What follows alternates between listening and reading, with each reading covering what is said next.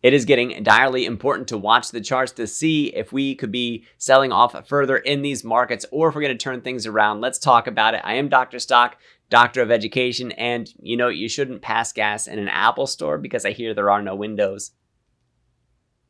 I'm going to consider that a timely joke given that we have big tech earnings this week. Microsoft, speaking of Windows, in the after hours today. Apple on Thursday. We have Meta tomorrow. And then also we have Amazon on Thursday as well. So let's get right into the charts. We're going to cover SPY, QQQ, IWM. I'll give an update on Bitcoin because, man, things are looking pretty tense in a lot of these areas, and I think they're highly worth investigating from a technical perspective, talking about where we could go, bring in some of the outside factors, the catalysts that are out there. We'll also talk about NVDA and then, like I said, Microsoft from a technical perspective. So let's pop this up here. Here's SPY. We are still currently above the 5 and the 13 EMAs, well, but just barely. As a matter of fact, looks like we may just be right about the 5 EMA today with the price action up a little bit higher. In the pre-market hours, at least, it could be something that we are testing this. Now, for SPY, we are making a descending broadening wedge pattern here. Now, mind you, I don't know if this is a top that we want to count on in this little candle up here. It wouldn't surprise me that in the next day or so that we had to actually adjust that to be a little bit higher so we actually have room to come up, make another touch on that. And if we break out to the top, good, that can be a bullish thing. If it is something that we get rejected there, then we could be heading down towards this trend line with the 50 EMA and SMA support in there, but that would be a retest of those again. So if we break down below that, that could signal a further sell. That's exactly what we want to be looking for SPY, for either breaking the top trend line here, resistance, bullish, or breaking down below the 50 days, bearish. To the top side of that, by the way, the 20 SMA that we have on here from the Bollinger Bands, that's right at about 552. That could be serious resistance for us as well. Breaking up above that is also especially bullish. So just to put that out there for the things that you should watch for SPY. Moving over to QQQ, looking more like a bear channel that we're currently in.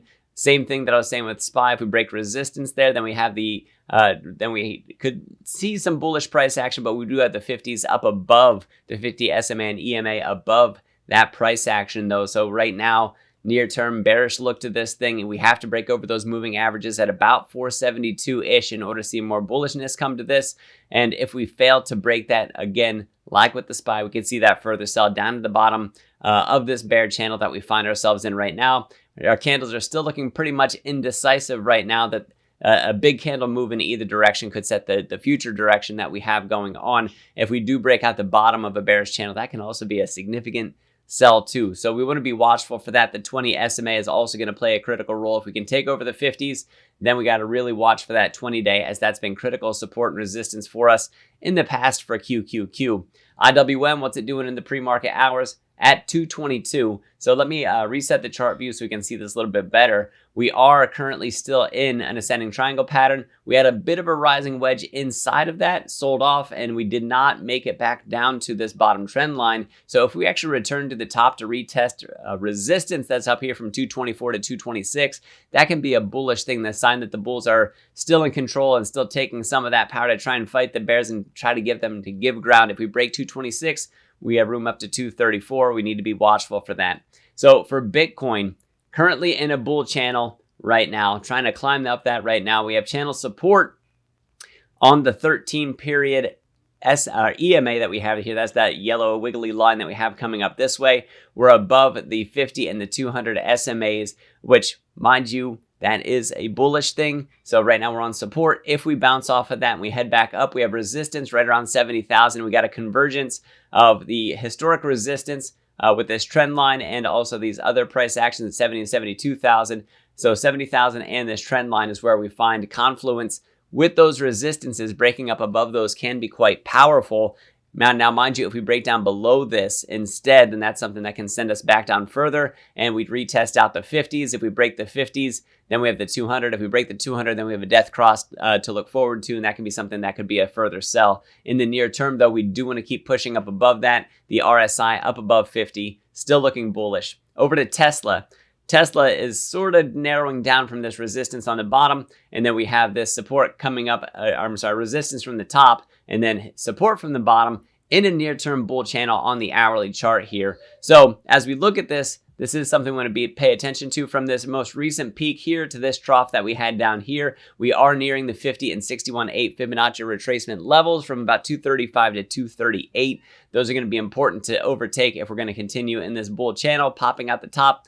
Very bullish thing. If we get rejected, that would also be a natural thing. We want to watch for that support on the bottom of this to keep this bull channel going in the near term. Got to watch out for this trend line resistance coming down from the top. I don't know that now's the time that Tesla turns things around. We're going to have to listen to see what happens with Jerome Powell speaking tomorrow at 2:30 and what happens at the federal funds rate. That can be a catalyst for Tesla stock. And I think that's a reason why we see this rise here, is that hopefulness coming in. And we'll see if those dreams are led to fruition, that Jerome Powell comes off rather dovish, and being an interest rate sensitive stock like this could be something they could experience further upside if we get a dovish Fed coming out talking as though rate cuts are most certainly on their way, that they anticipate so many. We want to hear 2 to 3 for the end of the year. Right now, about 3 are being priced in. Beyond that, being aggressively cutting is something that we don't want to hear, because that spells trouble for the economy, and that would actually be a negative catalyst for Tesla stock. So we want to fall into that sweet spot of, hey, you know what, 3 rate cuts does sound pretty good. We can be on a good pace for that. We'll be doing it steadily, winding down the federal funds rate. So that's my commentary for Tesla from what I see in a technical perspective and what the Fed could come out and say. Now, NVIDIA is kind of riding in limbo right now until we get the big tech earnings coming out. Closed yesterday at 11:59 in the pre-market hours, riding about 11:50. Microsoft is going to be that first catalyst, I think, with their earnings in the after hours. We got to watch for support at about 106, and we have resistance at about 116. So we're right in that $5 either way range, and that's what I mean by being in limbo. And we could most certainly move big off of this, that we're either going to break support or resistance based on whatever it is that we hear Microsoft say, and that could set the direction for the next several days for the market. So we would be listening for that, at least until we hear from Meta and Amazon as well. Apple's also going to be influential to the overall markets. So moving over to Microsoft. Microsoft's been in a bull channel. I don't have this one marked up like I do the other ones because I don't actively track Microsoft, but this is one with their earnings coming up. It's going to be highly critical. We have significant de-risking from when it was 466 down to 426. We'll see what sort of news we get from Microsoft. If the reaction is a bullish one, that can be bullish for the markets overall. That a big tech win is a win for the markets. So we want to think about it that way. If instead we sell off and head back down towards the 200-day at about 400, that is something that the market's probably going to react that way, in that direction as well. And it's probably going to lead to further selling. And in terms of NVIDIA, when we hear for what sort of demand we're getting in the AI space, how that's continuing, how that's shaping up. Is there still a lot of appetite for it going on? For Microsoft specifically, we want to hear about for search. How are they doing in terms of search? For competition, that's one of those huge markets that's out there. If they're able to gain market share, that's an easy win for Microsoft. If it's one that they significantly beat on earnings, and that they're really starting to show the profit side and revenue side of AI coming out, that they're really starting to learn how to benefit from it and showing those efficiencies, that can also be something that's very bullish for their stock. So guys, if you want to see my buys and sells and how I'm playing this market, you can find that link for the Patreon down in the description. Click on that, sign up, head on over to the Discord, talk to me and my community members, as well as seeing those buys and sells. And if you guys want to learn to do technical analysis trading like I do, there's a link for that down in the description as well. Thank you guys very much for listening. Hit me up down in the comments. I'd love to hear from you. I am Dr. Stock, Doctor of Education. Remember, my friends, that learning is earning, and we'll see you in the next video.